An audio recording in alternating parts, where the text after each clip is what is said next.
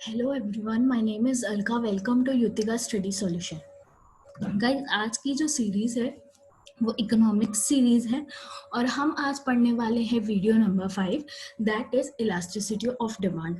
आज हम elasticity of demand की बात करने वाले हैं। जो भी हमारे प्रीवियस वीडियोस हैं, अगर आपने नहीं वॉच किए तो आप उस फिर से वॉच कर लीजिए। अगर वॉच कर चुके हैं तो अच्छी बात है, बट अगर नहीं वॉच किए हैं तो इस वीडियो से पहले आपको ये पता रहना चाहिए कि डिमांड क्या होता है, लॉ ऑफ डिमांड क्या होता है, ताकि आप इस कॉन्सेप्ट को बहुत ही अच्छे से पढ़ पाएँ।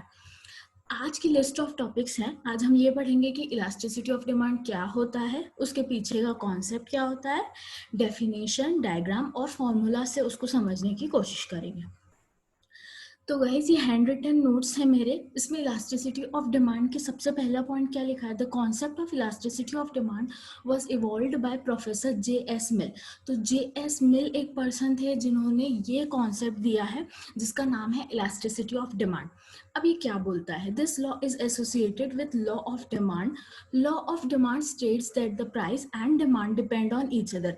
जैसा कि मैंने पहले भी बताया, ये लॉ ऑफ डिमांड पे डिपेंड है, इसीलिए आप लॉ ऑफ डिमांड को पहले बहुत अच्छे से समझ लीजिएगा प्रीवियस वीडियोस से। अब इलास्टिसिटी ऑफ डिमांड ये बोलता है कि जो डिमांड होती है उसमें चेंजेस आते हैं। जैसे कि अगर बहुत ही सिंपल वर्ड्स में हम बात करें तो ये जो वर्ड है इलास्टिसिटी, ये वर्ड इलास्टिक से बना है। जैसे आप इलास्टिक को खींचते हैं तो उसकी विड्थ और जो साइज होती है वो चेंज होती है। तो इलास्टिसिटी का एक जो की वर्ड है वो है चेंज। जैसे चेंज आता है उसको इलास्टिसिटी बोलते हैं। तो इलास्टिसिटी ऑफ डिमांड क्या होगा, जब चेंज आए डिमांड में। अब हमने डिमांड के कॉन्सेप्ट में पढ़ा था, डिमांड दो वेरिएबल्स पर डिपेंड करता है। सबसे पहला जो वेरिएबल है जिस पे डिमांड पूरी तरह से डिपेंडेंट है वो है क्वांटिटी। एक क्वांटिटी होता है और एक प्राइस होता है। तो इसका सीधा सीधा ये कॉन्सेप्ट बोल सकते हैं हम कि जो ईडी होता है, ईडी मतलब यहाँ पे मैंने ईडी क्यों लिखा है, इलास्टिसिटी ऑफ डिमांड का फॉर्मूला है, इसका शॉर्ट फॉर्म है ED. ED is equals to percentage change in quantity demanded upon percentage change in price. मतलब इलास्टिसिटी ऑफ डिमांड का क्या मतलब होता है कि किस प्रपोर्शन में क्वांटिटी और प्राइस चेंज हो रहे हैं, उसको इलास्टिसिटी ऑफ डिमांड बोलते हैं। अब यहाँ पे एक वर्ड है ऐसे ट्राइंगल वाला, ये वाला ट्राइंगल, तो इसको हम बोलते हैं डेल्टा। डेल्टा मतलब होता है चेंज। ये जो आपको दिख रहा है ना, ये ट्राइंगल टाइप का, इसको हम चेंज बोलते हैं। तो change in quantity upon change in price, मतलब कैसे चेंज आ रहा है। यहाँ पे मैंने लिखा है Q2 Q1। Q2 मतलब पहले क्या थी क्वांटिटी, अब क्या है क्वांटिटी। हम क्या कर रहे हैं, इसको क्या कर रहे हैं, मेजर कर रहे हैं। इस फॉर्मूले से हम इसको कंपेयर कर रहे हैं कि पहले क्वांटिटी क्या थी और अब क्वांटिटी क्या है, क्या चेंज आया है क्वांटिटी में इन टर्म्स ऑफ प्राइस। ठीक है, अब देखिए ये डायग्राम है। इस डायग्राम में हमने क्या बताया है, diagram showing elasticity of demand. देखिए दो वेरिएबल है, जैसे मैंने पहले भी बोला, एक है आपकी क्वांटिटी और एक है दूसरी क्या है, प्राइस। अब जैसे देखिए यहाँ पे भी हमने Q1 Q2 P1 P2 लिया है। ठीक है, कभी भी अगर किसी भी वेरिएबल के सामने 1 लिखा हुआ है मतलब ये होता है इनिशियल। इनिशियल मतलब पहले, ठीक है, इनिशियल मतलब आप याद रखिए पहले। इनिशियल मतलब पहले क्या थी प्राइस, ठीक है, इनिशियल मतलब पहले। अब P2 मतलब अभी क्या है प्राइस या बाद में क्या हुई प्राइस, इसको हम बोल सकते हैं P2। जैसे क्वांटिटी Q2 है, Q2 मतलब क्या होगा, बाद में क्वांटिटी क्या हुई, और Q1 पहले क्वांटिटी क्या थी।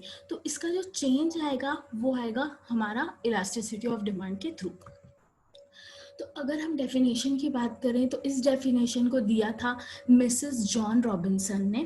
उन्होंने ये बोला, elasticity of demand at any price और any output is the proportional change of amount purchase in response to a small change in price divided by the proportional change in price. अब देखिए यहाँ पे अगर आप ध्यान देंगे तो आपको सिर्फ दो वर्ड्स मेनली मिलेंगे। क्या क्या वर्ड हैं, एक है आपका चेंज, ठीक है, चेंज किसके हिसाब से, प्राइस के हिसाब से। तो अगर हम कोई भी क्वांटिटी को, ठीक है, कोई भी आउटपुट, यहाँ पे क्वांटिटी ना लिख के हमने आउटपुट वर्ड यूज किया है सॉरी। डेफिनेशन में हमने आउटपुट वर्ड यूज़ किया। तो प्राइस और जो आउटपुट है या प्राइस या फिर जो क्वांटिटी है उसमें कैसा चेंज आ रहा है वो क्या कौन बताता है?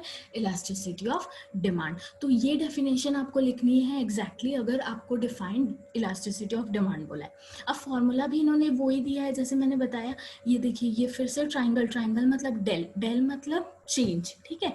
तो दो वेरिएबल है, इस फॉर्मूले को भी आपको अच्छे से याद करना है। अब देखिए इसमें फिर से अगर हम बात करें, एक और चीज़ है इसमें पढ़ने के लिए, वो है elasticity of demand is the measure of the responsiveness of demand to changing price. The measure is known as elasticity coefficient. इसका जो आंसर आता है इसको इलास्टिसिटी कोएफिशिएंट भी बोलते हैं। अगर आपको कैलकुलेट करने के लिए दिया, ठीक है, तो आपको प्राइस और क्वांटिटी दी गई, अगर आपको अगर सपोज इसको कैलकुलेट करना है तो आप किस फॉर्मूले से करेंगे? इस फॉर्मूले से करेंगे। तो गाइज यही था हमारा आज का वीडियो। जो नेक्स्ट वीडियो हम बात करेंगे उसमें हम बात करेंगे कि कौन कौन से types of elasticity of demand होते हैं। अगर आपको हमारा ये वीडियो अच्छा लगा तो प्लीज़ लाइक कीजिए, शेयर कीजिए, कमेंट करिए और हमारे चैनल को सब्सक्राइब कीजिए। ऑल्सो आपको जो भी क्वेरी हो या सपोज आपको इसमें कोई सजेशन देना हो तो यू आर ऑलवेज वेलकम। आप हमें ईमेल कर सकते हैं, हमें टेलीग्राम में ज्वाइन कर सकते हैं और इसी तरह आप बने रहिए ताकि हम आगे भी ऐसे ही वीडियोस लाके आपकी हेल्प करें। Thank you.